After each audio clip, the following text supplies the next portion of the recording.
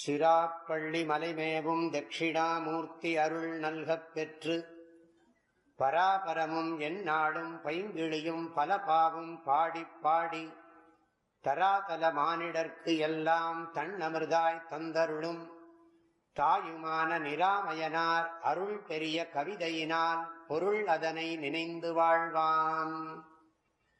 இந்த தபோராஜகா இது ரொம்ப நல்ல வார்த்தை.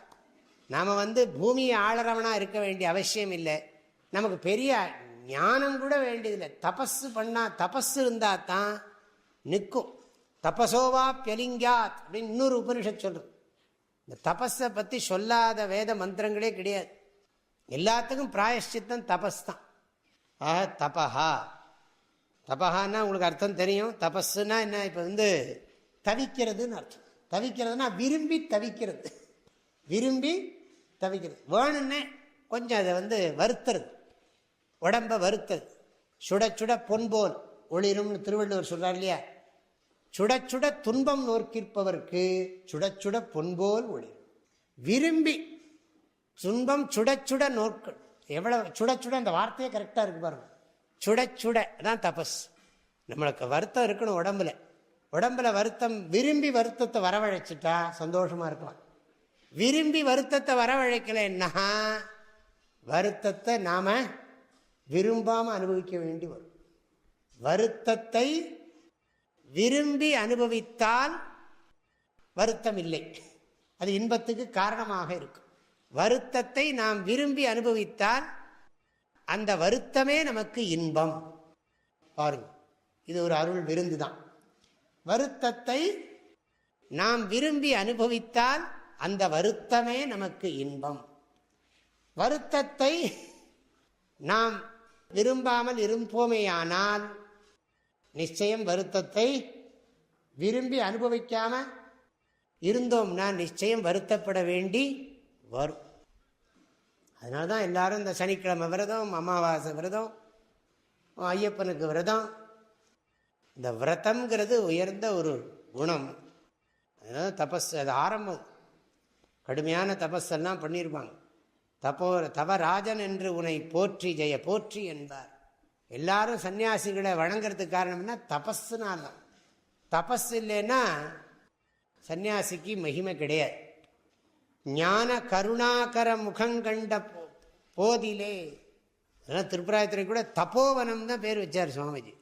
ஏன் தப்போவனம்னு பேர் வச்சார்? வருத்திக்கிறது தான். தங்களை வருத்தி கொண்டு சமூகத்துக்கு தொண்டாற்றுகின்ற குழாம் இங்கே அமைக்கப்படுகிறது. அதுக்கான ஒரு சூழ்நிலை, அட்மாஸ்பியர், இன்ஃப்ராஸ்ட்ரக்சர்.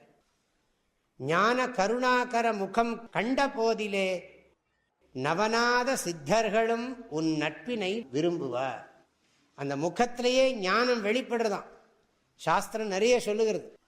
எல்லாம் வர்ச்சஸ்ஸு, தேஜஸ்ஸு, யசஸ்ஸு, ஓஜஸ்ஸு, இப்படியெல்லாம் நம்ம உடம்புல இருக்கிற சக்தி, நம்ம மனசில் இருக்கிற சக்தி, வாக்கில் இருக்கிற சக்தி, உடம்புல இருக்கிற சக்தி, இதெல்லாம் என்னென்னா உள்ளிருந்தே வெளியில் வரும். வெளியிருந்தோன்னு உள்ள போல. ஃபேர் அண்ட் லவ்லிலாம் தடவிக்கல, அதெல்லாம் தடவிக்காமலேயே ஒழுக்கம்தான் அழகை உண்டு பண்ணுறது. ஞாபகம், ஒழுக்கத்தினால கிடைக்கிற அழகுக்கு ஈடு இணை கிடையவே. ஒழுக்கம்தான் அழகை உண்டு பண்ணுறது. நம்ம நான் என்னோட அனுபவத்தில் பார்க்குறேன். நீங்கள் நல்லா உடற்பயிற்சி செஞ்சால் சோப்பே தேவையில்லை. சோப்பு தேய்ச்சி குடிக்கிறது அதெல்லாம் தேவையே இல்லை. பல்லு தேய்க்கணுமான்னு கேட்டுவிடாங்க. நல்லா உடம்புல வேர்த்துதுன்னு வச்சுங்களேன், சும்மா ஜலத்தை விட்டு தேய்ச்சா போதும். கொசுவும் கூட கிடைக்கிறது இல்லை. கொசு கூட பக்கத்தில் பார்த்துட்டு இந்த ஆள் சரியில்லைன்னு போயிடும். நமக்கு ஒத்து வராது ஆண்டு போயிடும். இல்லை உண்மை. தத்துவமசி புரியறதோ இல்லையோ, இது புரிஞ்சிடும்.